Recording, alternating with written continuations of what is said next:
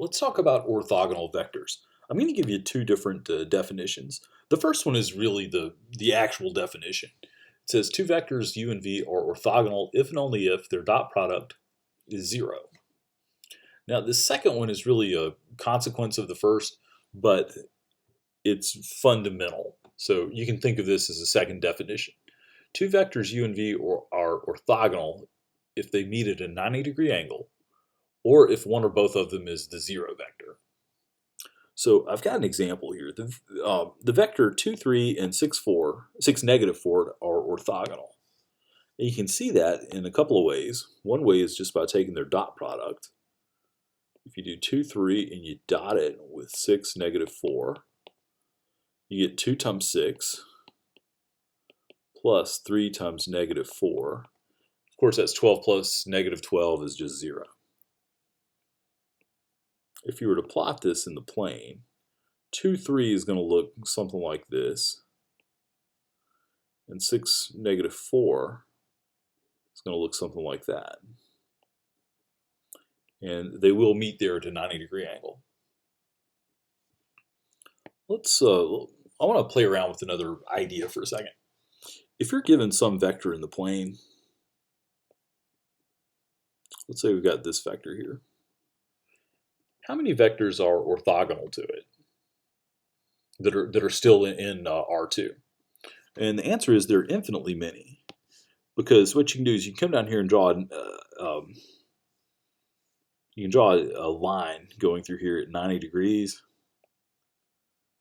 So you've got 90 degrees on both sides there, and everything, all the vectors that lie along this line, all of those are orthogonal. So if you've got a single vector in R2, then there's a whole line of vectors that are orthogonal to it.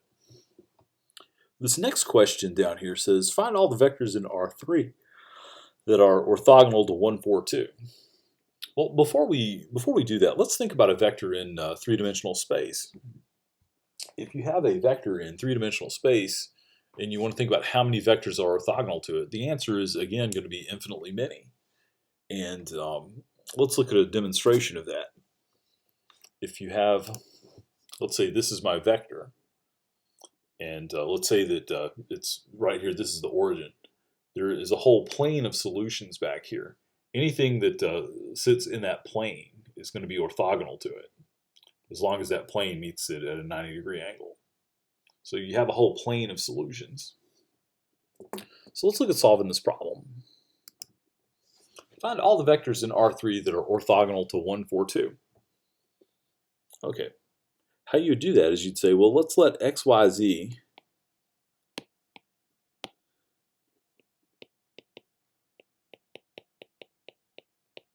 be orthogonal to 1, 4, 2. Okay, what that means is, if we take the dot product of x, y, z with 1, 4, 2, we get 0.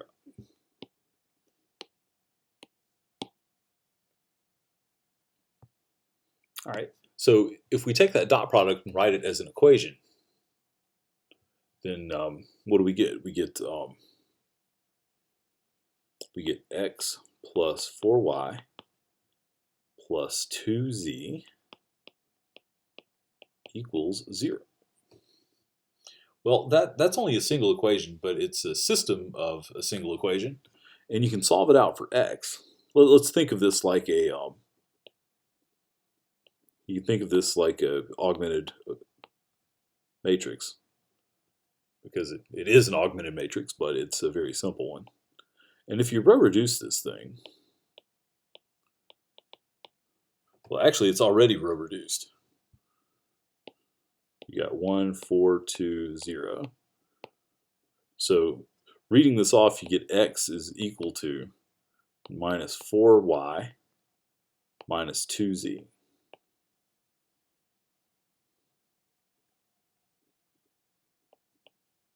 Y and z are both free variables.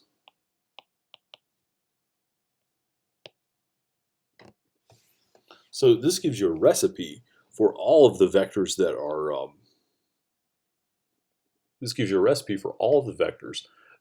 orthogonal to 1, 4, 2.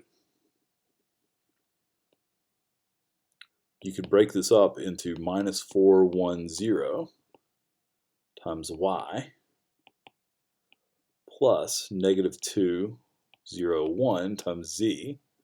I'm going to cram that in there since I'm out of space.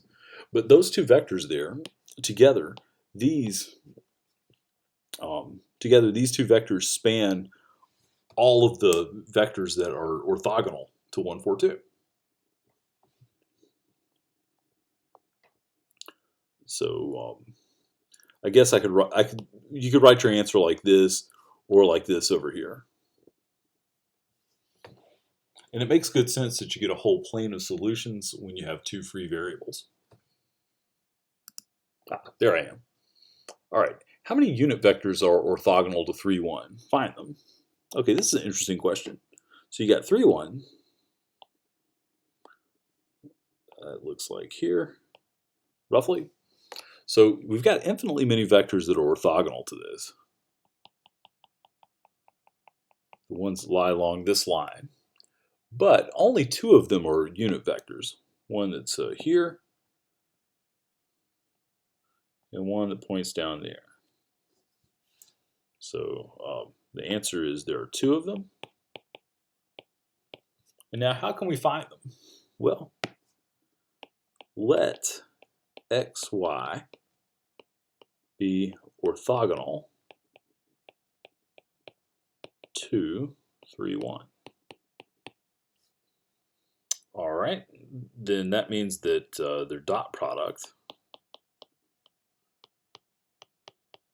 is 0. And that's going to give me the equation 3x plus y equals 0. Now, there are a couple of ways we could go about doing this. Since we've only got one equation here, that'll we don't really need to worry with putting it into a matrix and all that stuff like we did above. We've got this. The other thing we know is, since they're unit vectors, basically this right here makes the vector xy orthogonal. And since it's a unit vector, we know that x squared plus y squared has to equal 1. This is the length, and so you can just square that and get this. So what we have to do, kind of an unusual thing for this class, is we have to solve this system of equations here.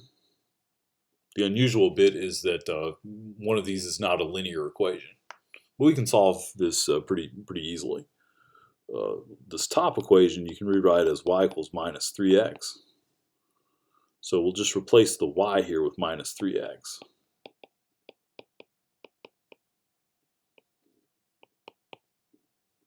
So you get x squared plus, you square that out, you get 9x squared equals 1.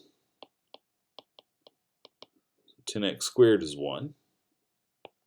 So that solves, well, it gives you x squared is 1/10. So x is plus or minus 1 over square root of 10.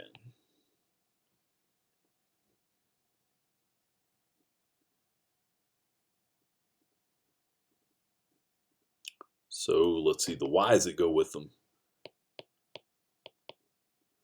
You got this one is positive. The y that goes with it is just negative 3 times x.